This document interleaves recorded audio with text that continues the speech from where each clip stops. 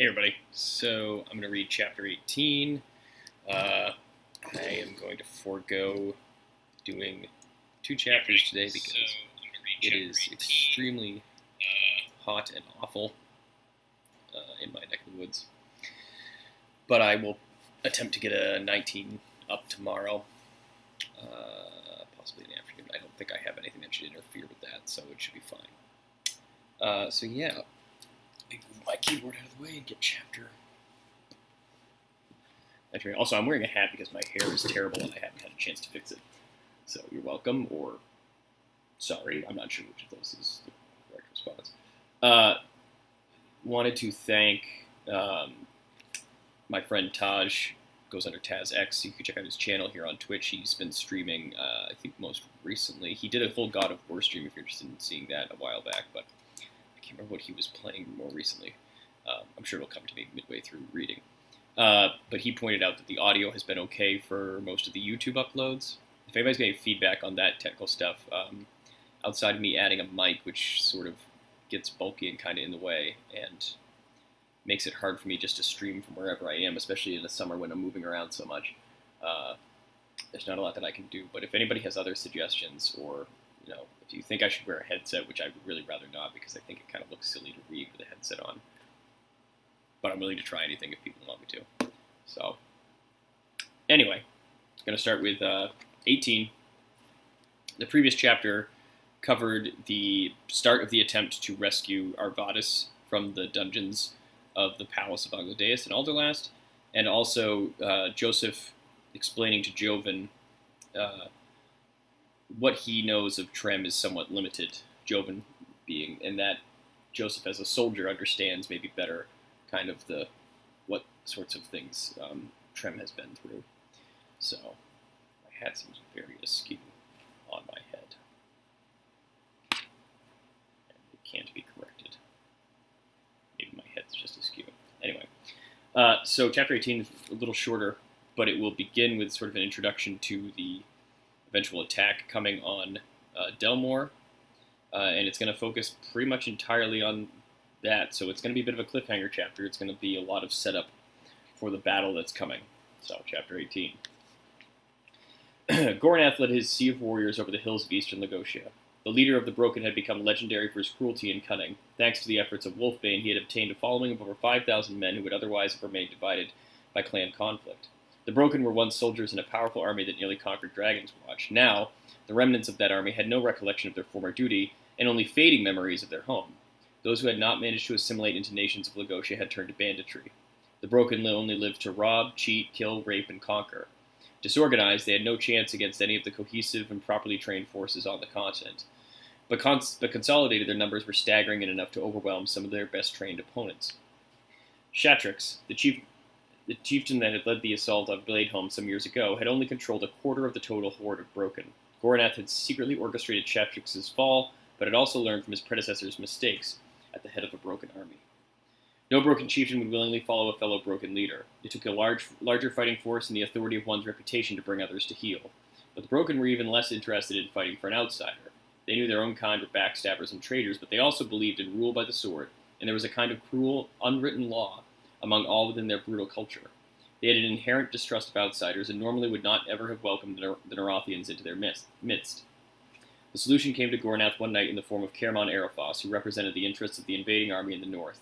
He promised Gornath that if he led the Broken, they would be under one of their own and allowed to conduct their war as they saw fit, provided they allowed Wolfbane to select their targets. In addition, he offered more disciplined and specialized soldiers to bolster Gornath's own, and a promise of the majority of the spoils to the Broken from their campaign.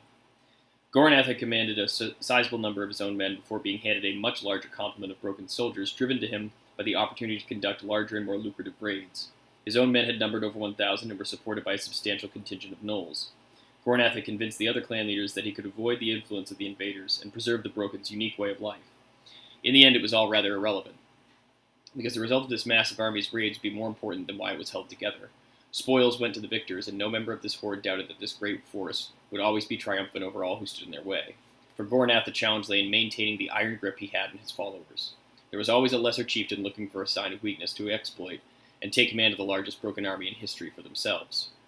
The more significant difficulty presented to Gornath was that he didn't want to see his army dissolve once their march of destruction was over. His private ambition was to maintain his control and quietly expand it, becoming as deadly a force in Lagosha as the invaders themselves. And so, while his subordinates thought he was busy arguing with Hrothgar and Belissa, he was in fact consenting to most of their demands and plotting the demise of his enemies within the broken ranks. This next target, the town of Delmore, would offer such an opportunity. Gornath had discussed with Belissa the importance of testing the loyalty of the gnolls in a combat situation. She agreed that the time was ripe. The gnolls had to be battle-ready before the more significant clashes began with disciplined opponents. In truth, Gornath knew there was no questioning the effectiveness or loyalty of the gnolls. He had them in his pocket already, though he had kept that a secret. The gnolls' pack leader, a massive creature almost 9 feet in height with darkly bronzed skin, was unfailingly his. Gren was intelligent as gnolls can get. He could speak the common tongue quite well and had a firm grasp of Orcish, even though it was no longer especially useful. Gren was not what Gornath would call educated, but he was calculating and driven. Gren liked Gornath because he treated the gnolls as a society, not simply as disposable weapons. Where the other leaders had always made the mistake of thinking the gnolls were stupid creatures, Gornath had patiently studied them and discovered they were as intelligent as broken and could be taught to maneuver like the best and most professional soldiers in Angladeus. The result was his massive gnoll division that had become the primary bargaining tool in his bid to unite the clans. Anyone who was unwilling to bow to his authority was given a demonstration of the gnolls' terrible aptitude for murder and death. Resistance had been minimal and brief. It was this maneuvering, a task which had taken Gornath many and long and patient years, that led to him now standing at the top of a large rise with the smoke of burning towns left in his wake behind him, twirling his cutlass in one hand, while Gren watched him passively at his side. The two could see the distant outline of the Delmore and the long line of broken companies marching toward it. Gren figured the haft of his battle-axe resting easily on his shoulder. The gnoll studied the marching humans without interest, keeping a close eye on his own company of raggedly armored war beasts to make sure they stayed in formation. They become lazy, not hold order. Gornath tossed his blade into the air absent-mindedly before catching and sheathing it. They only just began learning, Gren. You can't expect them to expect perfection already. They will be perfect, Gren glared at the human commander. If they know perfect, they die. Gornath sighed. As you say, I just don't think there's a desperate rush. You'll have a chance to test them on puny defenses that Delmore will offer. Gren remained silent. He eyed the human beside him. Gornath was relatively short but fearsome with his coal-black hair and missing right eye. His black silk eye patch stood out among his tattered and beaten armor and his torn cape. Many of the other broken dressed in finer clothes to denote their importance, but none fought as well as Gornath. While the others wore their bright crimson of the broken out of tradition, only Gornath understood what the tradition meant. He remembered the days of the Army of the Lion, the dream of conquering Dragon's Watch, and going down in history as part of one of the most successful wars ever. All of Gornath's cloth attire, excepting his black cloak, was red, and in some places you could see where darker crimson had bled into red dye. Gren knew this when he first met him, that Gornath was a real warrior, and that was why he trusted him as far as he did. The gnoll was a deep bronze color from the tip of his tail to the end of his snout. His browner fur tufts even had a slight metallic sheen. Not even Gren knew where his strange coloration came from, but he was not concerned with such things. He was not the leader of the gnolls because his appearance was unique. He was their leader because he could have mutilated any of his kin with his bare hands, with little exertion. Gren was massive, intelligent, and unbelievably cruel. Once he'd cut the arms from a rival gnoll in combat and then sent him to lead a charge against a well-defended village. Armless, the creature tried to refuse, but Gren beat him until the monster followed his orders and died a grisly death, unable to defend itself. Despite his brutality, Gren could also be calm and patient, unlike many of his kind. This had served him well in battle when things became chaotic, because the Gnoll Lord never lost his cool. Despite all his physical advantages, Gren still found himself serving a human half his size. Many of the more foolish gnolls mocked Gren behind his back for following such a puny, and in their eyes, inferior man. Gren had let Gornath know this so the human could kill the dissenters in combat himself. Gren was wise enough to see that Gornath held all the cards of negotiation, and that his own followers were too few to act independently to accomplish all the things they could do with the broken. Gornath could converse and make alliances with the invaders, which Gren could not. The Nerathians, who believed gnolls to be too unpredictable, did not trust his kind. Thus Gren needed Gornath to communicate with the invaders, and Gornath needed Gren's gnolls to assert his power over the broken. Together they were now thriving, and apart they were disposable. For now, Gren was comfortable with the symbiosis. The gnolls got a nice cut of the spoils, and he could raid places beyond his usual reach with relative impunity. Gornath shared his understanding of their relationship. They needed one another. More importantly, there was no benefit to separating anytime soon. They were accomplishing great things acting as one. The only question that had begun to cross Gornath's mind was why did they need the others? Gren seemed to sense his partner's thoughts. You want them made dead? Gornath glanced at the hulking Gren. The other chieftains, yes, of course, but not just them. Gren turned slightly and twirled his battle-axe excitedly. Who else dead? Gornath patted the monstrous gnoll's arm. Why not kill our fellow commanders as well? They have nowhere near our numbers. When the time is right, you and I will rule all this land together. Gren's face split in a terrifying grin. Together. Much blood for us. Gornath chuckled as he answered, Oh yes, as much as we can spill, starting today. I want your gnolls to have a slight lapse in discipline during the assault on Delmore. Perhaps they'll have some trouble distinguishing friend from foe. Gren's massive smile widened still further. Ah, we make mistake, maybe. Yes, maybe you will. Atop another small rise, Belissa and Hrothgar sat on their horses, once again surveying the passing forces below them. Belissa's eyes scanned the countryside with the practiced discernment of a general, taking in all the minor shifts in movement before her. Hrothgar's stare remained fixed upon the figure of Gornath, roughly 100 yards away. The assassin had no love for the brutal leader of the Broken. His methods were too direct and he had no tact, and a blending of violent necessity with artful misdirection was Hrothgar's ideal of how to wage war. Gornath was a barbarian, and Hrothgar liked to think of himself as a sophisticated man, placing Gornath and his heathens beneath him. Belissa was of another mindset. She had no illusions about Gornath. He was a power-hungry warlord with a surprising amount of veiled intelligence. His soldiers were the key to Wolfbane's scheme, and she had to keep him happy. Thus far, this has been easy. They pillaged and burned everything, and thus kept the bloodthirsty army satisfied. When the killing was over, there would be a new problem, sating the insatiable. Gornath was king of his people, the first they had ever had, and he would not give up the title freely. Belissa was determined to make sure he also remained an ally, if not to the Nerathians, then at least to her. She had every intent of getting out of this hornet's nest alive. Inwardly, Belissa was unhappy with her assignment. The Broken disturbed her, though she would never admit it, to Hrothgar. Their propensity for violence and bloodshed had nothing to do with strategy or reason. They enjoyed killing for killing's sake. Belissa Ulfrin had been raised in Tiannis, learned to fight before she was 12 years old, had killed a thief on the run by age 15. Death and harshness were not new to her. But in the North, there was a purpose behind those ugly acts, and there existed laws, written or unwritten, which were understood by all. This was less a campaign of establishing order and more one of sowing fear. Wolfbane had explained the intent of such a plan, and Belissa had seen his reasoning at the time, but the longer she spent overseeing it, the more she'd grown to detest her role in the Dust Plains. Moreover, Belissa had been a consistent companion of Wolfbane since she joined his forces at the fall of Nepal City, and this had pulled her away. In more ways than one, they had shared everything when she first joined the Nerathians, but recent times had seen him become more distant. Belissa was disturbed by the sudden insubordination of Edge, for he had seemed to worship the man who had brought him to Ilgotia. It made her wonder how drastically Wolfbane had changed, and what she had gotten herself into. She had accepted the offer to fight beside him because Rhaegar Holt and Greymane Squall had let her home be swallowed up and her family, loyal to the Napoleon Empire, be killed trying to hold Tiannis for the High Thane. Unlike them, Wolfbane had been a man of action, and with a rational approach to war and violence, Belissa did not harbor a grudge against him for the deaths of her family. She understood the cold calculus of war.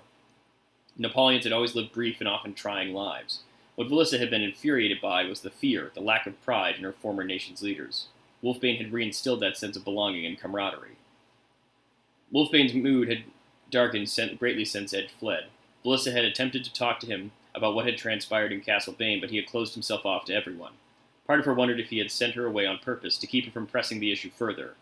Wolfbane seemed unable to grasp the fact that Belissa was his one true friend amid the dangerous collection of barely loyal advisors making up his council. Being sent away had not only wounded her feelings of kinship toward the man, they made her begin to doubt her place in this new order. Admittedly, Belissa was in charge of Wolfbane's greatest undertaking, the conquest of the Southern Lands. That meant she certainly had his confidence, but that he would send her with this lout Hrothgar was inconceivable to her. Had he sent Saltillion or Daevron, she would have been merely uncomfortable, especially around the reanimated mage. She distrusted magic but recognized its purpose and effectiveness. Hrothgar was worse than them both. He was a coward, a shadowy puppet master employing night stalkers and thugs, who preferred his machinations remain unseen and hated direct or even conflict, either verbal or physical.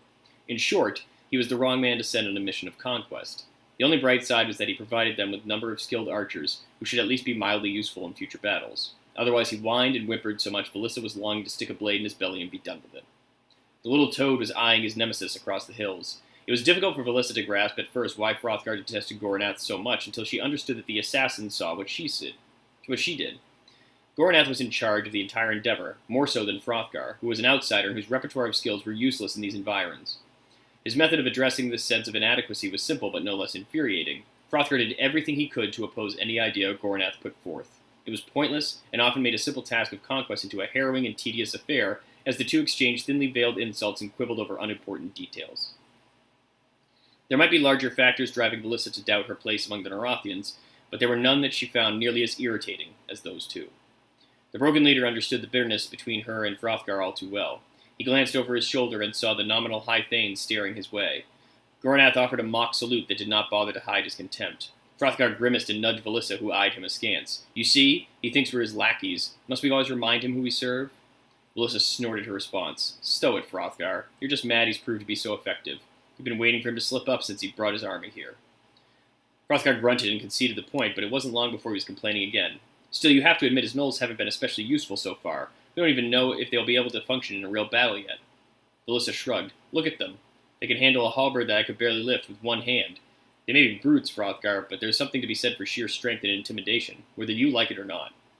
Hrothgar stayed quiet. He knew Valissa was right, but he still did not enjoy the fact that his own services were being overlooked. He watched the marching column of gnolls as they moved deliberately toward the front of the army.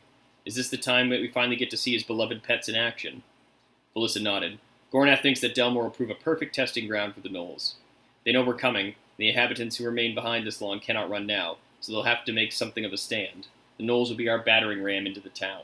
Once they break through, we can begin taking the place apart at our leisure. Besides, I want to see the effect these creatures have on a defense's morale. Hrothgar chuckled. I can tell you what that will be. The defenders are going to run as hard as they can in the opposite direction of those monstrosities. We just better hope our own troops do not do the same. Valissa eyed the smaller man from her higher position in her saddle. Well, Hrothgar, I doubt Gornath's men will flee. After all, they were trained to fight in battles, not just shoot at them from a distance. Valissa rode off, leaving the biting remark to burrow under Hrothgar's skin.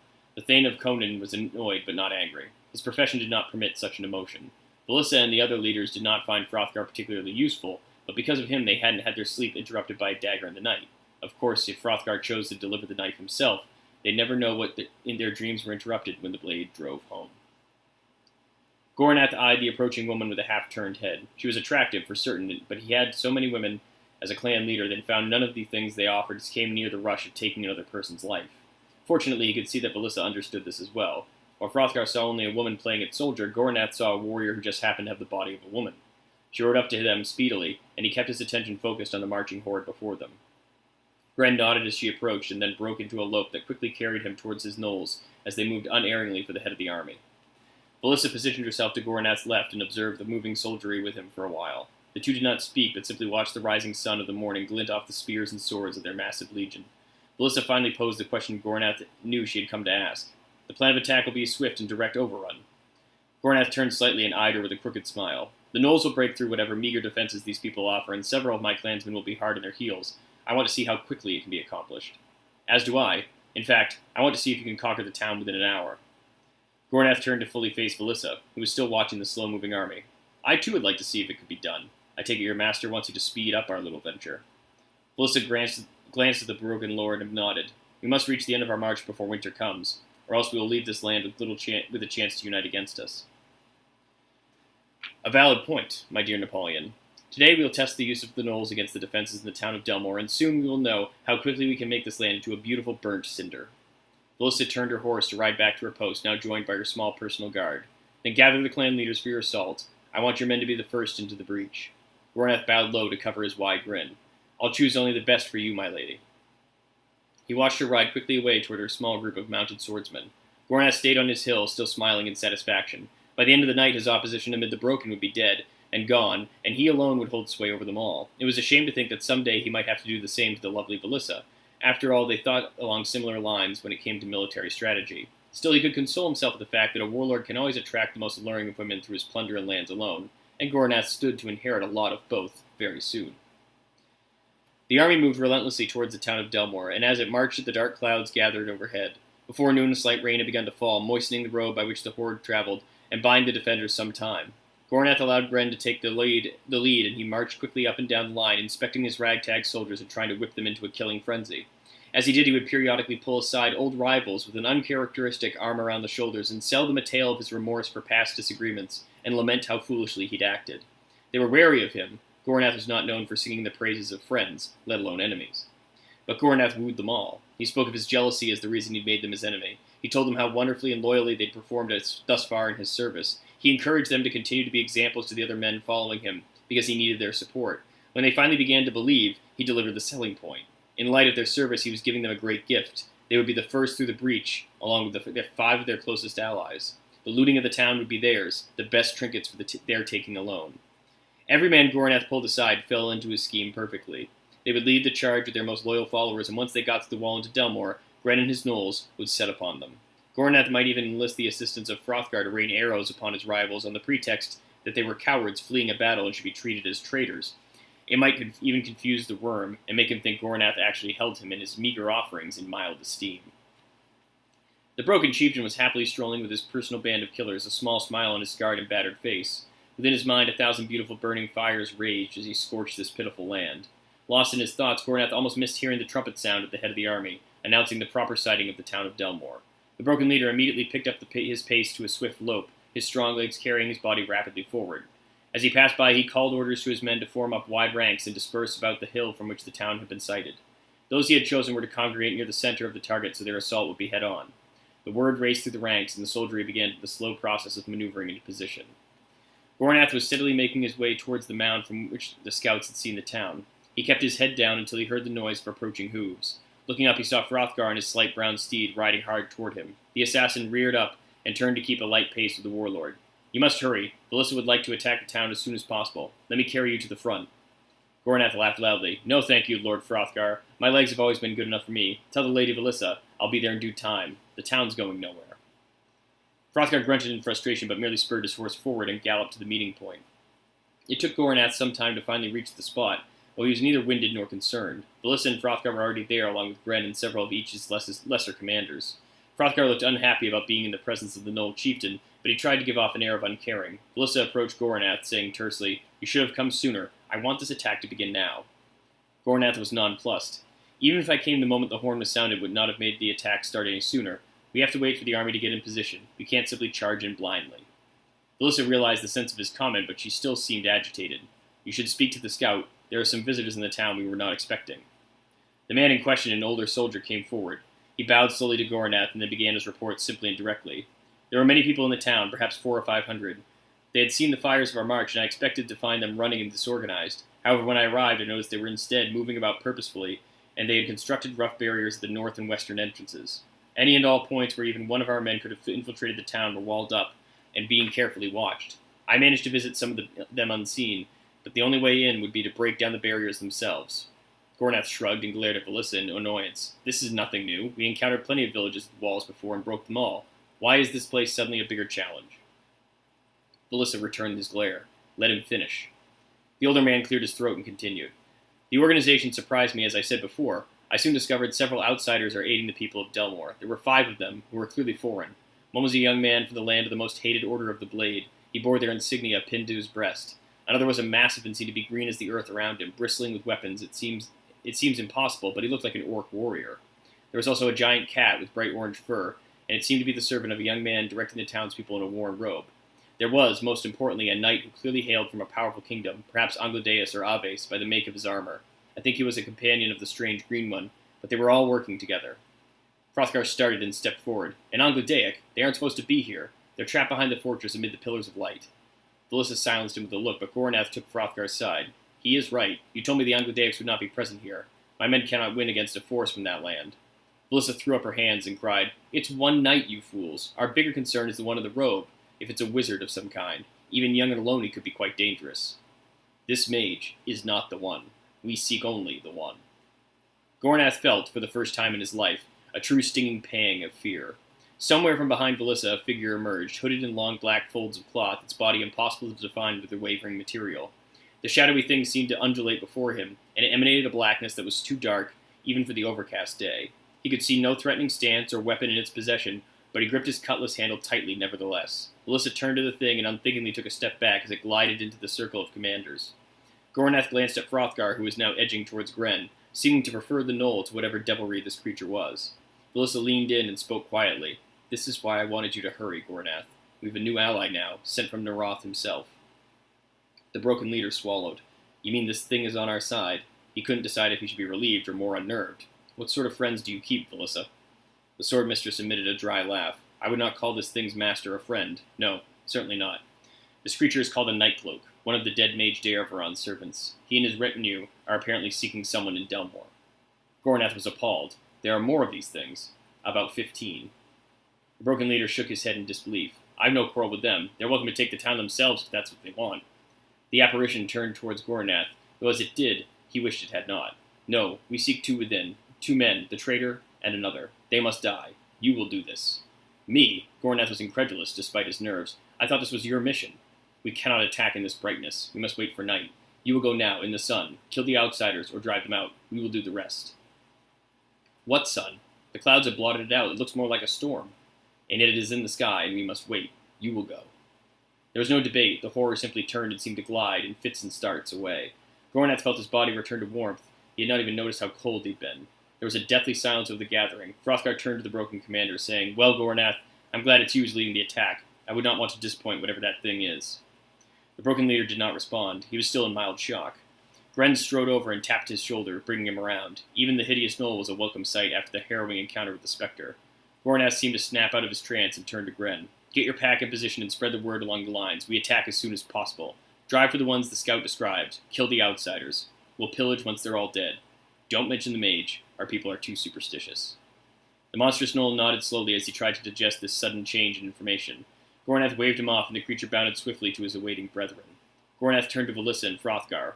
I'll send my best men to the north entrance, and loop a smaller force around the western side to feign a two-pronged approach. I don't want them meeting with me with a united front. Even the Knoll pack will struggle to overcome that. Hrothgar, use your archers to keep them busy on the north end. Gren will lead the breach at that side, once we soften them up from a safe distance. Let's get this thing over with, and those things can be far away from us by nightfall. It was almost noon. Alright, so that's Chapter 18. You can catch more of this, hopefully tomorrow, for Chapter 19. As always, you can follow me on @LegacyChronicle on Twitter. And you can also subscribe to this channel and the YouTube channel, which are both under my handle, which is VultureX21. Send any email questions or thoughts via YouTube comments, Twitch comments, or you can email me at trevorhpaul@gmail.com. Thanks for checking in, and I will be back tomorrow.